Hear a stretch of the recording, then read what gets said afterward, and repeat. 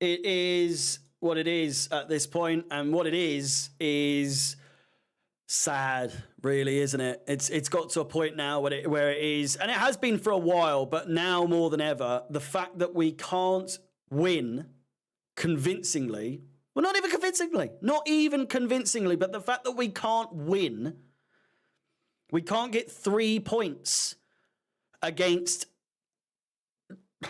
10 men or not 10 men, but we can't get a win against 19th placed Burnley, who have 18 points after 30 games. 18 points after 30 games. And then you add on the fact that we were playing against a 10-man Burnley, 19th place relegation battling side. It makes it even more depressing. We were all right. First 15 minutes, a little shaky. Burnley obviously came with a bit of a game plan themselves, and Vincent Kompany.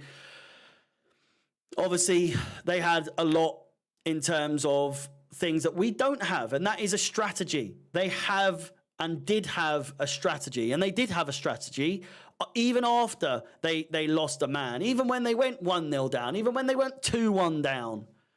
They kept fighting, and that is something that we didn't do. Our first goal, I said it on the stream, I'll say it again, wasn't a penalty. It was not a penalty. It absolutely was not a penalty.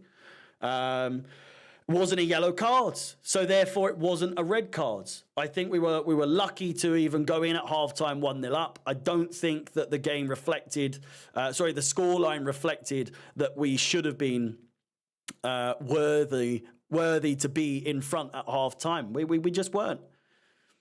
However, to be given a lifeline of sorts and go in 44 minutes, penalty, goal, go in, halftime, 1-0 up. What does this geezer say at halftime? Ever? Not just in this game, but what does he ever say? What is the atmosphere? What is the vibe? What is the consensus? What is the average thing that Pochettino says, apart from the fans think you're shit? Let's prove them otherwise. That's all you need to say, because that's all we do at the moment, it seems, as Chelsea fans. Whether you're a match-going fan on a regular basis, you'll know that the boos are getting louder and louder and louder. And Pochettino keeps fighting back and back and back against the fans, that we as the fans don't seem to see the bigger picture, and that our expectations are too high. How low do you want our expectations to be, Pochettino, now? Hey? How low? How low are our expectations expected to be now? Hey? Losing, it might as well be a loss, but drawing 2-2 when we've been in front twice. Twice we were in front when they had 10 men. I know one of the goals was a penalty, but to be in the lead twice with a half-time break in between, how can you justify that? How can you come out and make this problem about the fans and not about how inept and out of depth you are as a manager in this situation? I want to know. I want to hear. I want to know what the halftime team talk consists of. It just baffles me. I just do not understand what on earth this guy could say that makes a team go in at half-time. Let's be honest, we weren't amazing. We were creating chances, more chances than we were in the second half. But we just came out so negative. And albeit, hats off, great goal, fantastic goal by Cullen. It was completely unexpected. No keeper really would have been able to do much about it.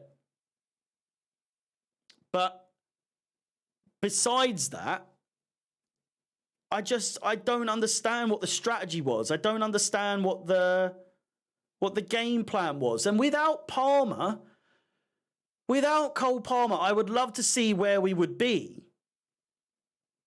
I'd love to see where we would be. Because the fact of the matter is, and I did this during the stream. I checked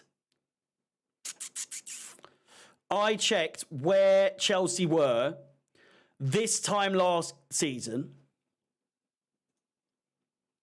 compared to now. And lo and behold, we were 10th. We were 10th this time last season. That was with 28 games played. With 29 games played now, where were we? I would imagine it's pretty much the same. Let's load it up really quickly. This time last season, Chelsea were, after 29 games, in 11th place. So congratulations, Pochettino. We are actually a point. How many points do we have? We're a point better off. We are in 11th. What am I on about? Oh, no. We're in 11th now. We were in 11th then after 29 games. And we're 11th now after 29 games. But the only difference is we've got 1 point more now than we did last season, this time last season. And again, I just want to ring this bell as well, right? And make no mistake about it, everyone knew, and partially this might be the pressure that was put on the players coming into this game. But if you can't deal with the pressure, how are we meant to grow at all? And it always comes down to the lack of experience, which is where the likes of Pochettino should come in. I know he's got experience winning fuck all, but at the same time, you go into this sort of game and you think like, okay, Newcastle, West Ham bottled it. West Ham bottled it, but they could have won. They should have won, because they were playing against a 10-man team. I know that was in the 90th minute. But if West Ham had won, if Wolves lose to Villa, and if Brighton lose to Liverpool, we could have gone 8th. And even that sounds so depressing, so degrading to say that I'm desperate for us to have gone 8th. But with the games that are happening this weekend, we could have gone 8th. And instead, we're in even worse of a position. We're now in 11th. We're now in 11th. We are somehow worse off. I was saying again during the stream, I don't recognise the team. I know it's a completely new set of players, but that's not what I'm sort of like talking about. I mean, like it's just a completely different atmosphere. Not even at the stadium. It's hard to describe, but ever since Roman's gone, it's just not the same anymore. And I know it wasn't going to be the same. I knew it wasn't going to be the same. Everyone knew it wasn't going to be the same, but it didn't have to be quite so bad. The management from all areas of the club has been abysmal from start to finish. And now that we know that Bowley's going to be gone in 2027 as part of this change to keep things fresh and to allow for new ideas. What's happening with Barley, for Christ's sake? What's happening with him? It's only Bowley that's going. But Barley's the one that's making the decisions here. If Pochettino gets sacked, it's him that's making the decision. And you really look at that guy. Do you really look at Barley and think, yeah, that guy's really got the ego to let the fans get their way and sack a man and admit that I might have been wrong. I was one of the ones that was wrong to hire Pochettino. And I don't personally remember saying that I was for Pochettino joining, but at the same time, I certainly wasn't against it. I wasn't for, but I wasn't against. I was very indifferent. But now he's here. I'm not for 1 second putting just the blame on Pochettino, but when it's out on the pitch, When it's out on the pitch and it's down to actually game time, and we're actually having to play the games, Pochettino doesn't have a clue how to manage these players. And for a manager who was so well touted to be really good at managing youth players, he's been anything but. Palmer would be this good whether he was his manager or not. So don't even remotely say that he's made Palmer as good as he is. Palmer could be better, I think. I think Palmer could be better in a better team. I think he looks even better than he is right now because he's in such a bad team. And that's not saying that he's playing bad. I just think even he could be better, even though he wins it for us every fucking game.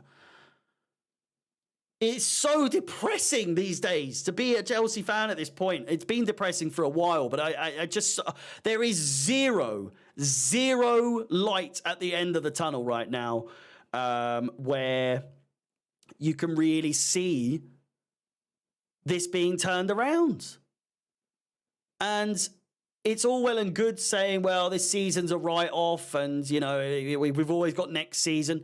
Listen, pre-season this season, pre-season at the beginning of this season was incredibly good. It was incredibly insightful as to who, well, we thought it was. And Nkunku tore it up. Jackson was fantastic. Everyone seemed to be knowing what they were supposed to be doing. Everyone looked really good. It looked like a very cohesive, well-oiled machine. And obviously injuries have played a massive part in the downfall of this team, but we can't blame injuries anymore. No longer can injuries be made to be the excuse. I don't think. We've got a very good team on paper. Petrovic, probably the worst game he's had so far this season for Chelsea. Gusto, Disasi, Badiashile, Cucurella it's a decent back four. It really is on paper. Enzo Fernandez, Caicedo, over £200 million worth of acquisitions right there. Gallagher, Mudryk, Palmer, Jackson. It's a good team on paper, but it never plays out on the pitch. You look at the Burnley side. They knew what they were doing. They knew what to... blaming Petrovic is crazy. When did I blame Petrovic? Just because I said it's his worst game he's played. He should have saved the second goal. There's no mistake about it. But at no point did I put the blame on him. I've been talking about blaming Pochettino the whole game, the whole video. Palmer's man of the match once again, and we are no nearer to breaking into the top half of the league table. And again, it's so hard to get frustrated anymore. Because it's become the norm, because it's become such a regular occurrence that we are as bad as we are. This isn't like a one-off. This isn't a bad performance. It's a bad performance. It's not a bad performance that is come as a surprise. It's a surprise that I actually woke up this morning thinking, on paper, in theory, this should be a game that we should come into. We're playing a relegation battling side, and we should come away with a good result here. I wasn't expecting anything crazy. 2, maybe 3-0, maybe 3-1. I always thought we were going to concede. I'm very rarely surprised anymore. And this surprised me in this. Oh, no. It surprised me and it shouldn't have surprised me. It shouldn't have surprised me. Because in hindsight, and hindsight is a wonderful thing, but hindsight would say, of course we were going to drop points here. But the fact that we drew to a team with 10 men, who were with 10 men for a full 45 minutes, it's beyond me. It really is. I don't know how to explain it anymore. I don't think anyone does. People can make these videos to say like, oh, I think this is the issue. This is the issue. This is how we fix it. No one has a Scooby-Doo what is going on. No one knows. Not even Pochettino knows.